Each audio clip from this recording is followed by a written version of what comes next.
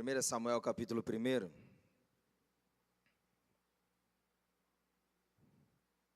Versículo 9 em diante. Nós vamos ler do começo aqui, para a gente entender o contexto. Houve um homem de Ramataim, Zofim, da região montanhosa de Efraim, cujo nome era Eucana, filho de Jeroão, filho de Eliú, filho de Tou, filho de Zufi, efraimita. Tinha ele duas mulheres, uma se chamava Ana e a outra Penina. Penina tinha filhos, Ana, porém, não os tinha. Este homem subia da sua cidade de ano em ano, a adorar e a sacrificar ao Senhor dos exércitos em Siló. Estava ali os dois filhos de Eli, Ofni e Finéias, como sacerdotes do Senhor. No dia em que Eucana oferecia o seu sacrifício, dava ele porções deste a Penina, sua mulher, e a todos os seus filhos e filhas. A Ana, porém, dava porção dupla, porque ele a amava, ainda mesmo que o Senhor a houvesse deixado estéril. A sua rival a provocava excessivamente para a irritar, porquanto o Senhor lhe havia cerrado a madre. E assim o fazia ele de ano em ano, e todas as vezes que Ana subia à casa do Senhor, a outra a irritava, pelo que chorava e não comia.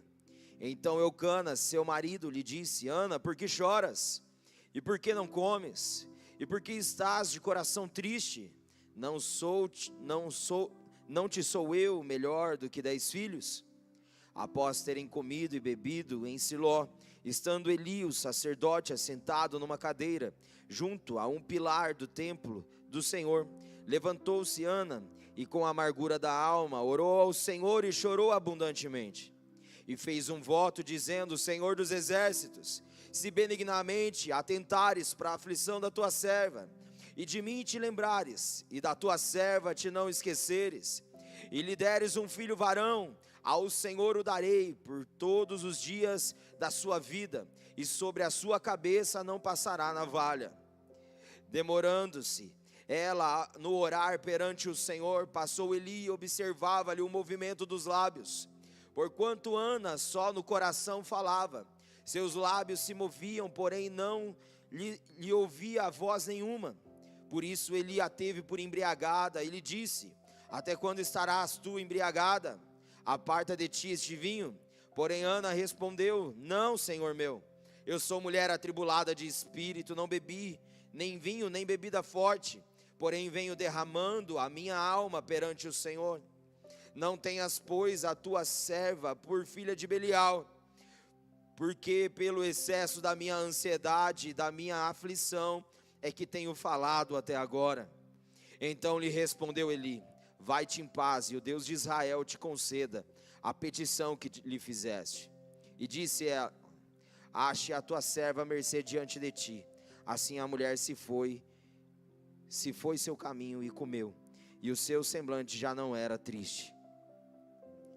Levantaram-se de madrugada e adoraram perante o Senhor, e voltaram e chegaram à sua casa a Ramá. Eucana coabitou com Ana, sua mulher, e lembrando-se dela o Senhor, ela concebeu, e passado o devido tempo teve o filho, a que chamou Samuel, pois dizia: do Senhor o pedi. Vamos para frente um pouco. Capítulo 2. Então orou Ana e disse: o meu coração se regozija no Senhor, a minha força está exaltada no Senhor, a minha boca se ri dos meus inimigos, porquanto me alegro na tua salvação. Não há santo como o Senhor, porque não há outro além de ti, e rocha não há nenhuma como nosso Deus. Não multipliqueis palavras de orgulho, nem saiam coisas arrogantes da vossa boca, porque o Senhor é o Deus da sabedoria, e pesa todos os feitos na balança. O arco dos fortes é quebrado, porém os débeis cingidos de força. Os que antes eram fartos hoje se alugam por pão, mas os que andavam famintos não sofrem mais fome. Até a estéril tem 7 filhos, e a que tinha muitos filhos perde o vigor. O Senhor é o que tira a vida e a dá, fez descer a sepultura e faz subir. O Senhor empobrece e enriquece, abaixa e também exalta. Levanta o pobre do pó e desde o monturo exalta o necessitado, para fazer assentar entre os príncipes, para fazer herdar o trono de glória. Porque do Senhor são as colunas da terra, e assentou sobre elas o mundo. Ele guarda os pés dos seus santos, porém os perversos emudecem nas trevas da morte. Porque o homem não prevalece pela força. Os que contendem com o Senhor são quebrantados. Dos céus troveja contra eles, o Senhor julga as extremidades da terra, dá força ao seu rei, exalta o poder do seu ungido. Então Eucana foi-se a Ramá e sua casa, porém o menino ficou servindo ao Senhor perante o sacerdote Eli. Vamos um pouco para frente.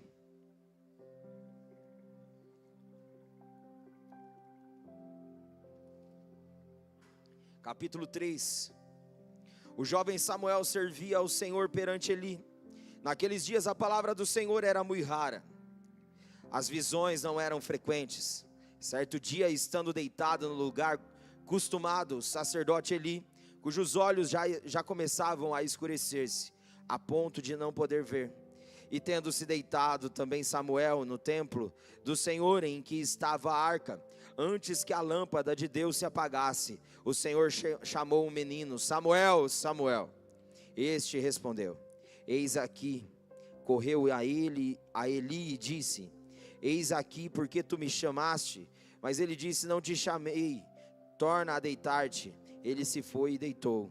Tornou o Senhor a chamar Samuel, e ele se levantou e foi a Eli e disse: eis-me aqui, pois tu me chamaste? Mas ele disse: não te chamei, meu filho, torna a deitar-te.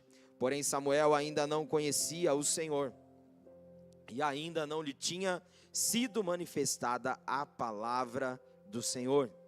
O Senhor, pois, tornou a chamar a Samuel terceira vez, e ele se levantou e foi a Eli e disse: eis-me aqui, pois tu me chamaste. Então entendeu Eli que era o Senhor quem chamava o jovem. Por isso Eli disse a Samuel: vai deitar-te. Se alguém te chamar, dirás: fala, Senhor, porque o teu servo ouve. E foi Samuel para o seu lugar e se deitou.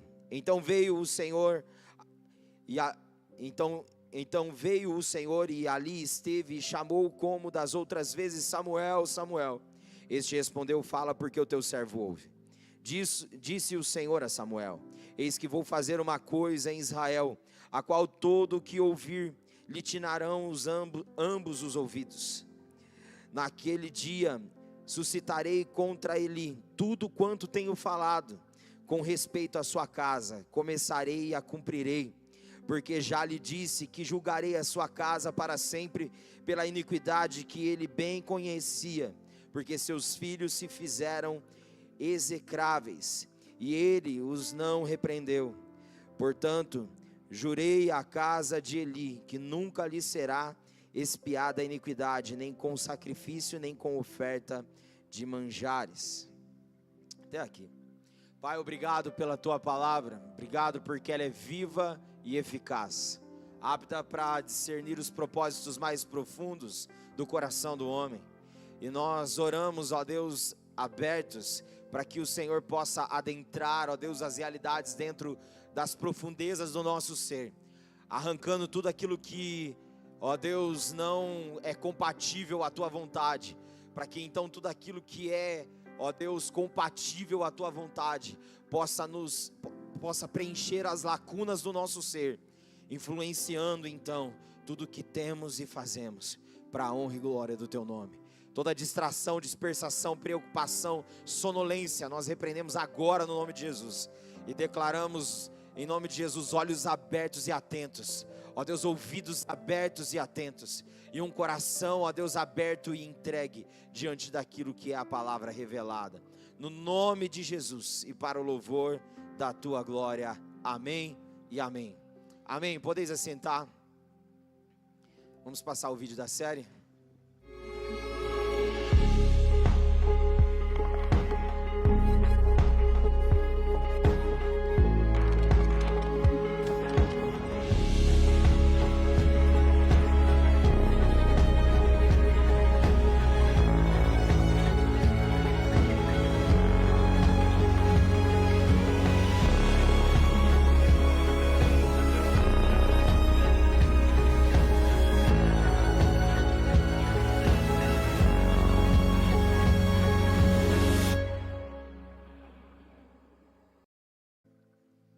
Durante o mês todo nós estamos mergulhando, né, e nos aprofundando nessa temática, presença manifesta.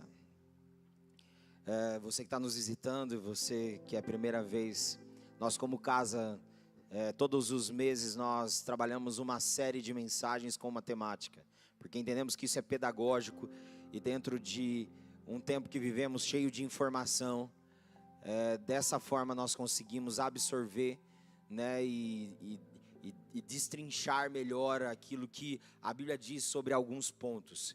Então por isso que nós como igreja temos essa cultura de ministrarmos por séries de mensagem. O que é essa presença manifesta? Se Deus, pastor, é onipresente, Ele está presente em todos os lugares, o que significa então essa presença manifesta? Ele está realmente, não há um canto nessa terra que esteja escondido dos olhos do Senhor. Ele é onipresente, Ele é onisciente, Ele é onipotente. Ele está em todos os lugares, Ele tem a ciência de todas as coisas, Ele é o Todo-Poderoso. Sim, mas quando falamos de presença manifesta, existem algumas particularidades na Bíblia dessa presença dEle sendo manifesta. 2 Crônicas 16:9 diz que os olhos do Senhor estão por toda a terra, à procura daqueles cujo coração é totalmente dele, para se fazer forte com aqueles cujo coração é totalmente dele. Então nós temos um anseio dessa presença manifesta dele, que nos envolve, e essa presença manifesta, ela tem o poder de fazer em nós uma velocidade de transformação que levaria tempos para acontecer, mas quando essa presença se manifesta, aquilo que era para ser feito em anos, acontece em poucos dias, porque a presença de Deus acelera a transformação e o propósito de Deus na nossa vida. Aleluia! Quem quer viver um aceleramento dentro do propósito da vontade de Deus, amém? Então se expõe diante dessa presença manifesta, busque ansiosamente e desejosamente essa presença, amém?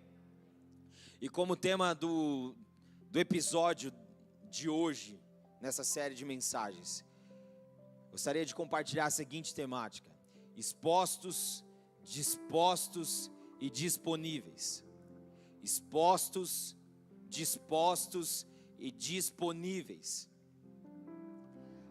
Nós queremos que dentro do tempo no qual nós estamos inseridos, que se chama aqui e agora, o Senhor nos chama a viver diante dEle de forma exposta, não escondida, não fugindo, mas exposta. Quando nos expomos diante da presença dEle, então agora somos tomados de uma disposição e uma disponibilidade para viver aquilo que a presença dEle, a glória dEle, a vontade dEle tem para fazer em nós, por nós, através de nós, apesar de nós. Então o Senhor tem nos chamado nesses dias para realmente estarmos expostos, despidos diante dEle. Quando nós vemos no Éden, no princípio, o Senhor vinha toda virada de dia ter com Adão e Eva, e ali eles viviam nus, e não tinham que se envergonhar. Mas quando então renderam-se aquilo que era a proposta da serpente, então agora eles tiveram vergonha e cobriram então as suas partes íntimas, fizeram roupas para tampar as suas partes íntimas, porque ficaram com vergonha agora.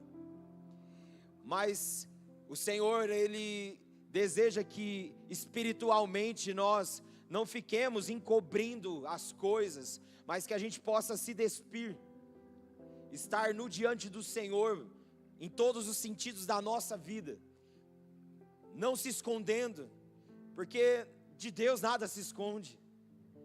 Então que nós possamos estar despidos diante da presença dEle, para que Ele possa fazer aquilo que é a vontade dEle na nossa vida. Não adianta se esconder, não dá para brincar de esconde-esconde com Deus. Tem uma musiquinha de criança, né? Não dá para brincar de esconde-esconde com Deus. Não dá para viver longe do seu amor. Ele nos cerca de todos os lados. Salmo 139 diz isso. Aonde me ausentarei do teu espírito, aonde me esconderei da tua face? Se subo ao mais alto céus, lá estás. Se vou no mais profundo abismo, lá estás. Não tem como fugir da presença dele. E quando nós vamos para esse texto, nós vemos aqui um texto bastante conhecido. Aqui nós vemos um cenário onde Eucana, ele é descendente de Efraim, filho de Jeroão. E ele então é casado com Penina e com Ana. Penina tinha muitos filhos. Ana era estéril. O Senhor tinha cerrado a madre, ela era estéril, ela não podia ter filhos. E então todos os anos, quando eles subiam a Siló para oferecer sacrifícios de adoração a Deus, Eucana sempre oferecia sacrifício por Penina, seus filhos e filhas, mas para Ana ele dava porção dobrada, porque ele muito a amava. Mas Penina ficava irritando Ana, provocando ela, insultando ela, apurrinhando ela, porque o Senhor havia deixado ela estéril, ela não podia gerar filhos. E a Bíblia diz que então ela ficava muito abatida, muito triste. E aí então ela não queria nem comer, nem beber. E Eucana falou: por que você não quer comer? Por que você não quer beber? Por que você está triste? Não sou eu melhor do que 10 filhos? E a Bíblia diz que então depois eles comeram e beberam, mas ali agora que Ana se retira e vai ali diante do templo do Senhor ter um tempo de oração. E a Bíblia diz que ela derrama sua alma diante do Senhor, clamando, dizendo: Senhor, se o Senhor me der um filho varão, eu te darei ele, eu consagrarei ele não vai passar navalha. Ou seja, na cabeça dele ele será nazireu, será alguém separado do Senhor, que viverá em santidade. Eu entrego ele para o Senhor. Se o Senhor me der um filho, Senhor, eu te dou um profeta. E a Bíblia diz que chegou na metade da oração ali, depois ela não conseguia nem mais orar, mas ela chorava ao ponto de balbuciar com os lábios, porque ela não conseguia nem falar. Tamanha era a angústia do coração dela, tamanho era o clamor dela ao Senhor.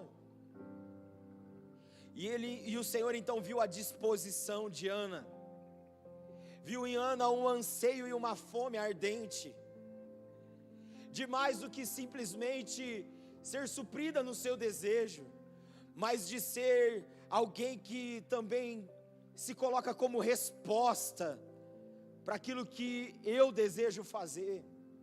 Então Deus agora, diante disso, a Bíblia diz que Eli chega, e quando ele chega, a Bíblia fala que ele teve ela como embriagada, falou e chamou ela de filha de Belial. É tão forte isso, porque na ótica do Novo Testamento, Belial é o próprio Satanás, chamou ela filha de Satanás. Então falou para ela: por que você está essas horas do dia aí insistindo aí, bêbada? Ele falou assim: não, meu Senhor, o Senhor julgou errado, eu sou mulher atribulada de coração, e ansiosamente tenho chorado diante do meu Deus. Aí ela então disse o pedido dela. Então ele falou: vai para tua casa e seja feito conforme aquilo que você pediu. Então a Bíblia diz que agora ela deixa ali o templo e ela vai então agora para sua casa, e o semblante dela já não é mais triste, ela come, bebe, e então agora ela vai e coabita com o seu esposo. E o Senhor então agora ouve a oração de Ana. Depois de um tempo de gestação, ela gera Samuel, e ela chama ele de Samuel, porque Samuel significa a Deus eu pedi. E nós vemos agora então Samuel, depois que cresceu um pouco, foi deixado juntamente com o profeta Eli, para crescer no templo ali, aprendendo as coisas do Senhor. Então a Bíblia diz que de ano em ano, Ana subia e levava uma estola sacerdotal, uma roupa nova, e orava pelo seu filho. E a Bíblia diz que agora Samuel crescia diante de Deus e dos homens. Mas qual era o cenário ali? O que aconteceu? O que estava acontecendo? O cenário é que, na verdade, Ana simbolizava o povo de Israel, o povo escolhido, a igreja, porque ela estava seca, ela não conseguia gerar. Então agora o Senhor viu nela, o clamor dela, uma ilustração daquilo que era o povo, como se encontrava o povo daquela geração, como se encontravam os escolhidos naquele tempo, estéreis, secos, não gerando mais alegria no coração de Deus, vivendo, misturando a adoração deles com outros deuses, levantando altares a outros deuses, dando mais ênfase no material do que naquilo que era espiritual. Então agora o Senhor enxerga em Ana a possibilidade de um portal de acesso para impactar aquela realidade. Ana se expõe diante da presença, e ela então agora se disponibiliza, se coloca à disposição daquilo que Deus quer. Fala: Senhor, se o Senhor me der um filho, eu te darei um profeta. Senhor, eu quero fazer parte, eu não quero ficar nessa condição que eu estou. Então o Senhor agora concede a Ana. Vamos entender um pouco mais profundo. O que significa o nome Eucana? Significa Deus é a nossa herança. Jeroão, que é seu pai, significa Deus defende a causa do povo. Efraim, que é a descendência de Eucana, significa Deus me fez prosperar na terra da minha aflição. Juntando os três, fica Deus defende a causa do povo. Deus defende a causa do seu povo. Ele é a nossa herança. Ele nos faz prosperar na terra da nossa aflição. Conseguiu entender? Qual era o significado atrás da vida de Eucana? Era alguém que simbolizava para aquele tempo: Deus defende a causa do seu povo, Deus é a nossa herança, Deus nos fez prosperar na terra da nossa aflição. E agora vamos para Penina. Penina significa pérola, pedra preciosa. Pasmem. Ana representa cheia de graça, favorecida por Deus. E Samuel, Deus ouve pedido a Deus. Agora vamos analisar juntos a pérola, uma pérola, como que ela é formada? Como que uma pérola é formada? A pérola, ela se forma com um mecanismo de defesa da ostra contra os invasores que penetram sua concha, irritando seus tecidos. Ou seja, como que forma uma pérola? Um grão de areia penetra a ostra, fere, irrita o tecido. E então agora, irritando por dentro, provoca a pérola, algo de grande valor. Então Penina era a pérola preciosa que Ana precisava. Ela agora era essa expressão, e ela precisava ser muito cheia de graça, para não pegar a Penina pelo pescoço e dar um sacode nela, porque Penina provocava, irritava, azucrinava a orelha e o coração e a mente de Ana. E isso então fez ela ser cheia de graça, depender mais do Senhor, e fez dela então uma pérola preciosa. Ela foi instrumento de Deus na vida de Ana, para que então agora Ana pudesse gerar o quê? Gerar uma geração que ouve Deus, e que é resposta de algo que foi pedido a Deus. Vocês estão comigo?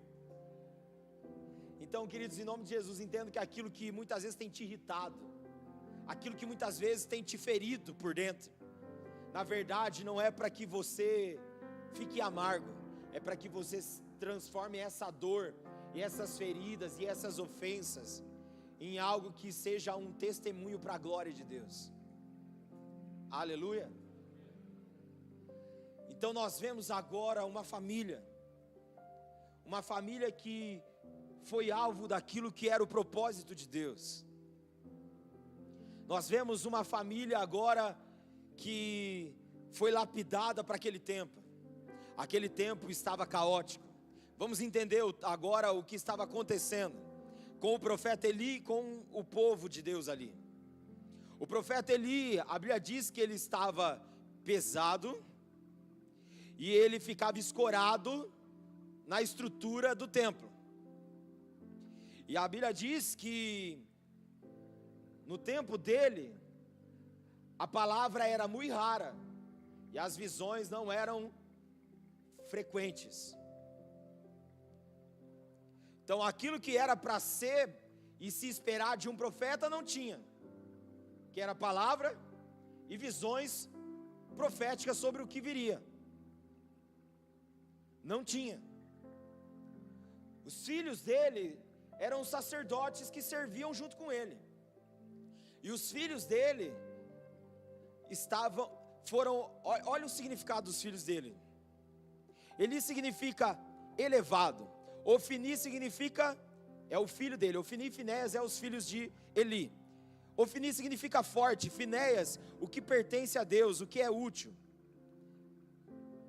Então qual que era o significado dessa família? Eli, Ofni e Finéias significava que pertence e é útil a Deus, elevado e forte. Olha que significado pesado e significativo. Mas o que aconteceu? Eli se ausentou daquilo que era o seu papel. A Bíblia diz que Ofni e Finéias, eles pegavam aquilo que eram ofertas trazidas ao templo. A Bíblia diz que Ofni e Finéias eles tinham relações com as mulheres que ficavam na porta do templo.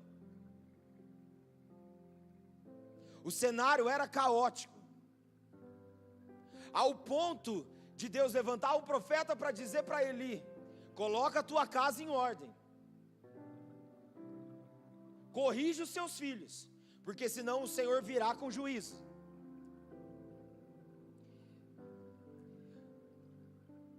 Eli corrigiu uma vez, mas os filhos não deram corda. Então ele lavou as mãos com os filhos e se ausentou daquilo que era papel dele, ao ponto deles se tornarem filhos de Belial.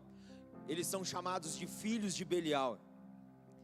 O que significa filhos de Belial? Filho da inutilidade, sem valor, perversidade. Significa indivíduos sem moral, indignos, agentes do caos. Lembra do significado que eles carregavam antes? Que pertence e é útil a Deus, elevado e forte. Agora por conta da ausência, negligência e desobediência, se tornaram filhos de Belial. Indivíduos sem moral, sem valor. Indivíduos que são agentes de caos. Filhos de Belial. E isso era a representatividade do cenário que eles estavam vivendo. Então tinha um povo que estava sendo conduzido por esse tipo de liderança. Um povo conduzido por algo que estava corrompido, por indivíduos do caos, que era tido como filho de Belial e que na ótica do Novo Testamento, filho de Satanás. E agora Samuel está crescendo no meio deles. Ana vai e deixa Samuel, confiando que ali era um lugar confiável. E agora ele vai crescer ali no meio desses camaradas. E a Bíblia diz que então certa noite eles estavam ali, e a Bíblia deixa muito claro. Eu gosto da Bíblia porque ela é rica em detalhes. Fala que a palavra era muito rara, as visões não eram frequentes. fala que Eli estava deitado no lugar de costume. Ele já tinha se acostumado. Que lugar que era esse que ele estava deitado e acostumado? Era diante da Arca da Aliança, que representava a presença de Deus. Os olhos já escurecidos a ponto de não poder ver claramente mais. Esse era o cenário. Não tinha palavra, não tinha visão. O profeta que era para instruir o povo estava deitado no lugar de costume, ou seja, ele se acostumou com a presença já não fazia diferença, e nem transformava, e nem confrontava ele. Ele estava deitado nesse lugar. Ele não estava se movimentando diante dessa presença. Ele estava deitado como um lugar de costume. E a Bíblia diz que a visão dele estava obscurecida, e ele não podia ver mais claramente. Então, ou seja, ele tinha uma visão comprometida, obscurecida. E agora a Bíblia diz que então Samuel se deita próximo da Arca da Aliança. E ali deitado diante da Arca da Aliança, a Bíblia diz: antes do fogo de Deus se apagar, Deus chamou Samuel. O fogo estava se apagando, e então Deus chamou Samuel. Disse: Samuel, Samuel. Ele acha que é o profeta Eli, vai até Eli, ele fala para ele voltar para a cama. Então agora de novo ele ouve, ele vai a Eli, ele fala para ele voltar para a cama, e a terceira vez ele ouve novamente. E então Eli já estava aparentemente acostumado, mas não conseguia mais discernir a voz de Deus. Então caiu a ficha dele depois da terceira vez. Eu acho que é o Senhor falando com você, Samuel. Quando Ele te chamar, fala: eis-me aqui, fala que o teu servo ouve. Antes que o fogo apagasse, o Senhor chamou Samuel. O Senhor levantou alguém que fosse resposta, que estava disponível e disposto, e exposto diante da presença. Mas olha o que a Bíblia fala. Diz que ele não conhecia o Senhor e nem a palavra. Como que a pessoa está na igreja e não conhece o Senhor e não conhece a palavra? Você consegue imaginar? No lugar que era para ele aprender a palavra, no lugar que era para ele conhecer o Senhor, ele não conhecia. Porque o seu mestre não ensinava. Porque o seu mestre estava distante da palavra e das visões que o Senhor estava liberando para aquele tempo. A Bíblia diz que ele comia junto com os filhos daquilo que era a oferta. E a expressão física dele, na verdade, estava falando daquilo que era uma falta de movimento dele. Naquela época. Ele estava escorado na estrutura.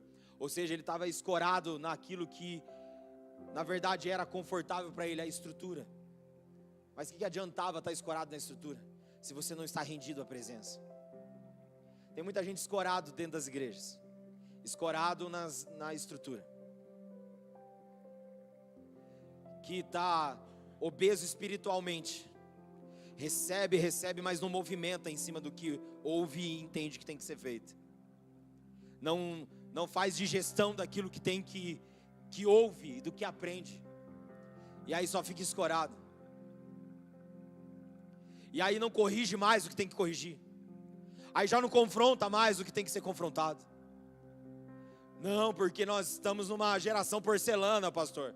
É os bebelô dessa geração, não pode confrontar, porque senão o pastor vai chorar, vai sair da igreja. Era assim o cenário de Eli. Não confrontava, não corrigia. Os filhos dele então agora se tornaram filhos de Satanás. Porque se entregaram à corrupção e ao caos. Mas o Senhor levantou um menino, homem chamado Samuel, para mudar a história e confrontar as realidades daquela época,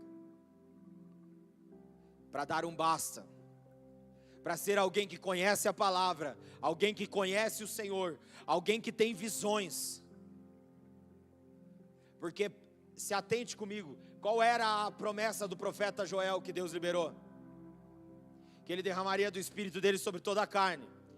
os filhos profetizariam, os jovens teriam visões. Ou seja, era uma igreja que não tinha jovem com visão mais daquilo que era o profético de Deus. Jovens que não tinham mais visão do reino, jovens que estavam indiferentes, muito pelo contrário, entregue à carnalidade, não tinha espiritualidade, porque os filhos dele era a representatividade dessa geração, dentro da igreja, mas entregue à carnalidade, não ao espírito, fazendo o que quer e o que acha, que o Deus deles é o próprio ventre, eu faço o que eu quero, meu corpo, minhas regras. O cenário, será que não é muito parecido com o nosso? Onde as pessoas muitas vezes não querem a palavra, não querem ir para a palavra, não querem buscar a profundeza da palavra. Cadê as visões? Mas o que está acontecendo? São pais que negligenciam aquilo que Deus confiou para eles, que é poder compartilhar com os filhos a palavra profética, a palavra que é cirúrgica, que arranca aquilo que é o pecado e coloca aquilo que são realidades do Espírito dentro deles. São pais que vão expor os filhos diante da palavra, diante da glória de Deus, e que vai levantar uma próxima geração, não de gente carnal, mas espiritual. Não gente entregue à carnalidade, mas entregue ao Espírito e à vontade de Deus. Isso não pode ser um cenário da igreja presente. Havia adultérios dentro daquela igreja. E quantos que vivem uma realidade normal, não casa, vive amasiado,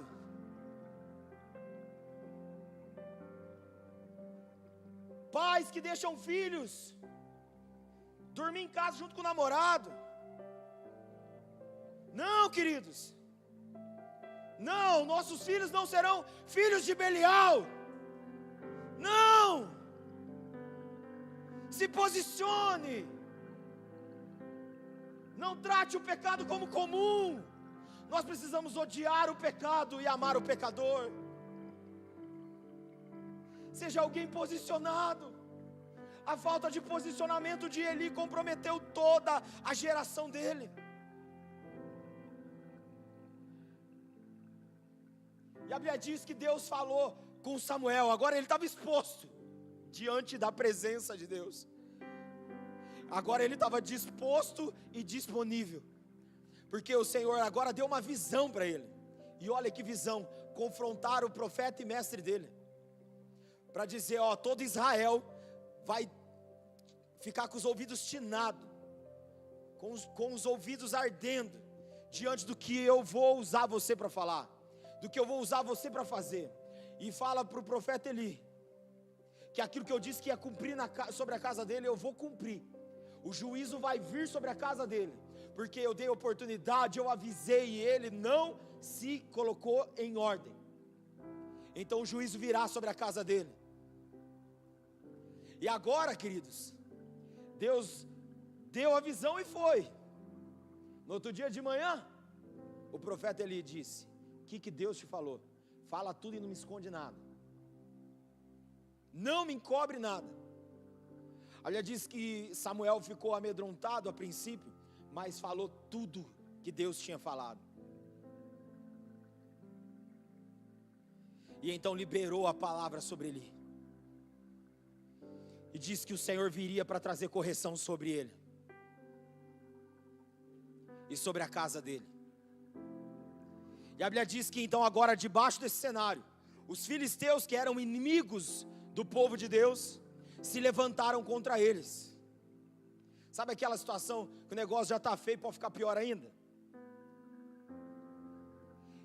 O negócio já não estava legal, agora levantou os inimigos filisteus e vieram contra o povo de Israel, contra o povo hebreu. E a Bíblia diz que agora, o primeiro impasse, morre 4.000 homens. Então eles correm e voltam. E agora manda chamar a presença de Deus para vir. Sabe aqueles irmãos que quando o negócio arrocha, preciso ir para a igreja. Ô pastor, ora por mim, põe na minha cabeça. Ou pede para as irmãs da intercessão, as irmãs do coque. Ora por mim. Você conhece o irmão 6 horas por mim? É o irmão que não ora e só fala 6 horas por mim. É o irmão 6 horas. Não ora nada e quer que os outros fiquem orando por ele. Aí agora então eles estão lá. Saíram com 2 quentes, 2 fervendo. Perderam 4.000 homens. Chama a presença. Porque a presença é a nossa solução. Uau, chamou a presença, foi uma barulhada no meio do exército, que o exército filisteu disse: ai de nós, porque o Deus deles veio sobre eles. Eu quero dizer que nem toda gritaria é sinal de que Deus está presente, viu gente? Eles estavam gritando e então os inimigos falaram: uau, agora nós estamos dentro d'água, porque agora acabou para nós. Vão acabar com a gente. Deus desceu no arraial deles. E a Bíblia diz que eles ficaram com medo, os filisteus. Os inimigos até tremeu. Mas então agora a voz de liderança dos filisteus falou assim: não temas, sejam varonios, sejam homens, e vamos para a guerra. E queridos, o povo de Deus foi com a arca da aliança para a guerra.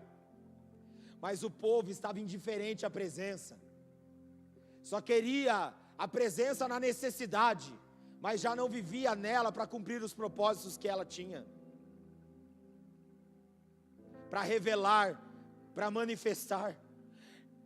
Estavam indisponíveis, sempre ocupados.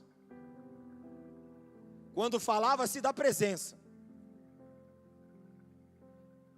não tinham disposição, sempre muito cansado. Sabe como que é, né? Correria, cansado. A presença, deixa lá. Sabe que eu amo ele e está tudo bem. Amor distante, será que é amor de verdade? Quem ama quer estar perto. Quem ama quer estar perto. E era um povo que não estava perto da presença. Gritaram pela presença. E agora, quando foram na guerra, sabe quantos homens morreu? 30.000. E eles ainda perderam a arca da aliança, que era a presença. Os filisteus roubaram a presença. E agora chega a notícia no arraial. Um mensageiro chega dizendo para Eli: Ofni e Finéias morreu e a arca de Deus foi tirada. A arca de Deus foi tirada. A Bíblia diz que ele estava sentado e escorado. Quando ele ouviu a notícia, ele caiu da cadeira, a cadeira quebrou e ele quebrou o pescoço e morreu. A mulher de um dos filhos, a mulher que era casada com um dos filhos de Eli, ela estava grávida. E quando ela recebeu a notícia que a presença de Deus tinha sido levada, e o sogro e o esposo tinham morrido, ela então teve dores e gerou um filho. E então a mulher falou: te alegras, porque é homem. Mas ela disse: ele se chamará Icabô. Icabô, que significa foi-se a glória de Deus. Icabô, foi-se a glória de Deus. E agora a arca estava com os filisteus e foi colocado no templo de Dagon.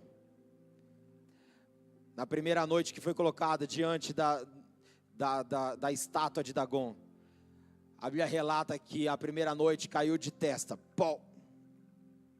diante da presença, porque não existe outro Deus além do nosso Deus. Até a estátua se curvou, e tem gente que não se curva. E aí então agora a segunda noite, o que aconteceu? Ergueram de novo a estátua. Na segunda noite, caiu de novo de cara no chão, prostrado diante da arca da presença de Deus. Agora então eles ficaram com medo e começaram a passar entre as cidades dos filisteus. Sabe o que começou a acontecer? A presença de Deus, quando ela não está no povo de Deus, está sendo administrada pelo inimigo. Fala que deu doença no meio do povo e matou muita gente. Deu tumores, matou muita gente, ao ponto deles então se livrar. Mas agora, para se livrar, eles tinham que reconhecer Deus como o único Deus. Eles tinham que oferecer sacrifícios de rendição, para que então eles fossem sarados. E eles então fazem um carro com bois, uma carroça com bois, e então devolve a arca da aliança de novo para o povo de Deus, com sacrifícios, com arrependimento. E então eles foram, agora o povo dele foi estabelecido e curado novamente. Mas a Bíblia diz que então agora, quando a arca volta, fica na casa de Abinadab, a casa de Abinadab. E ali então agora Samuel fala: voltemos ao Senhor. Ei, povo de Deus, volte-se ao Senhor. Tira diante de vós todos os ídolos, tire diante de vós todas as desculpas, tudo aquilo que na verdade estava fazendo vocês apresentar falta, ausência, negligência e não presença, disposição e disponibilidade. Então o povo se desfez dos deuses falsos que eles tinham se aderido, daquelas falsas imagens que eles tinham dentro das casas deles. Eles jogaram fora aquelas imagens e disseram: voltemos ao Senhor, porque Ele é o único Deus.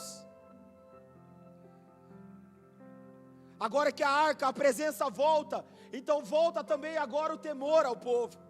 Mas agora tem palavra, porque Samuel era alguém que conhecia a palavra de Deus. Ele era alguém que conhecia a presença do Senhor. Ele conhecia a presença manifesta. A palavra não era mais rara, a palavra era presente, era assertiva. As visões não eram mais com dificuldade, não eram mais distantes e não frequentes. Era presente, tinha direção, porque onde a presença de Deus está manifesta, há direção, há previsões assertivas do que será e do que virá. Aleluia, queridos.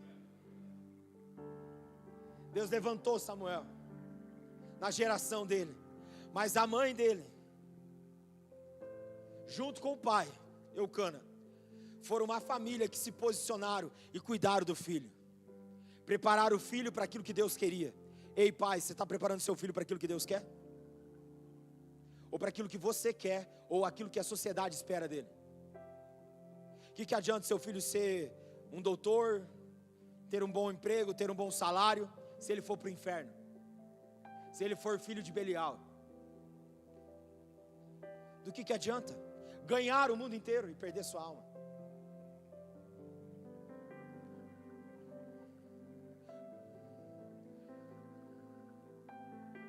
Sabe, queridos, nós precisamos ensinar aos nossos filhos a maior riqueza desse mundo, que é o Senhor.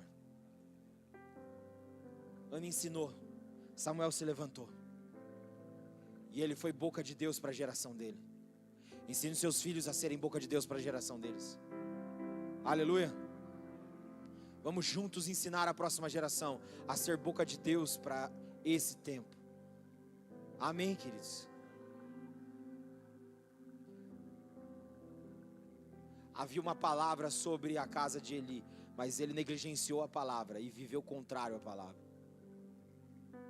Não viva contrário à palavra, mas se renda diante daquilo que a palavra expõe para você. Se disponibiliza, se coloca na brecha, deixa o Senhor dar as direções dos próximos passos, do passo a passo, do que fazer, como fazer, se deve fazer. Aleluia, queridos. Vamos juntos ser uma resposta para essa geração.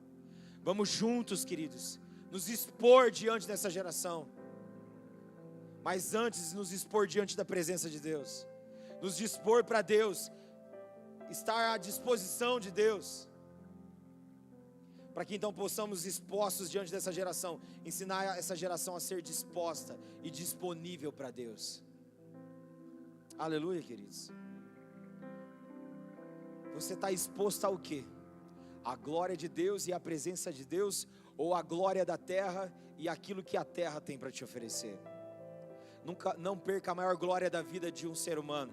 A maior glória da vida de um ser humano é viver para a glória de Deus. John Piper diz que Deus é mais glorificado em nós quando nós somos mais satisfeitos nele. Vamos buscar satisfação naquilo que realmente nos preenche. Aleluia. Que possamos viver expostos diante dessa presença manifesta. Amém. Então, durante a semana, abre a sua Bíblia, senta na tua casa com o teu filho, leia a Bíblia com o teu filho, ore por ele. Ah, mas ele não quer. Ora. Tenha sabedoria também, não vai irritar ele. A Bíblia diz que os filhos têm que honrar e obedecer os pais, mas também fala para os pais não irritar os filhos. Você tem que ter sabedoria.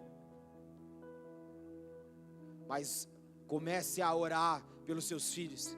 Leve os seus filhos para a palavra. Sabe por que a nova geração não quer Deus? Porque eles estão mais no mundo virtual do que no mundo espiritual.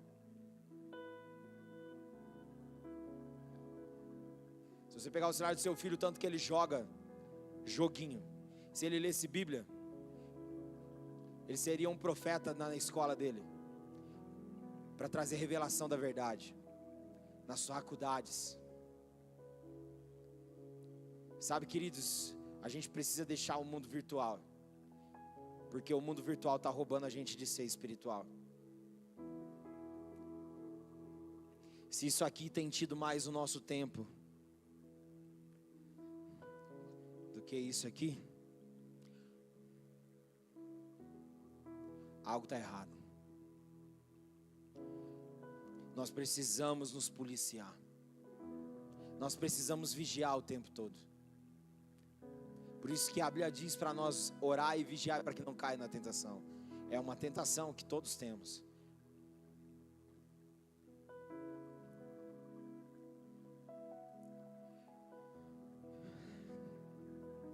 Eu não quero ver uma nova geração sendo filho de Belial,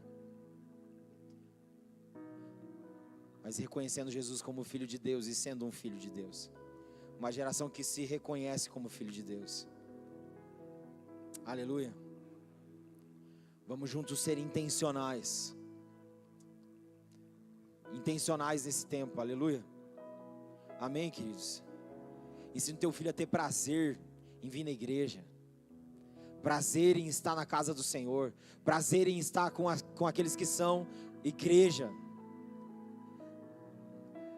Sabe, é um desafio, uma luta. Dia de sábado, toda a liderança se prepara para poder receber os jovens e adolescentes. E nós temos tido uma lacuna gigante dia de sábado. Mas é interessante que os filhos estão distraídos em entretenimento.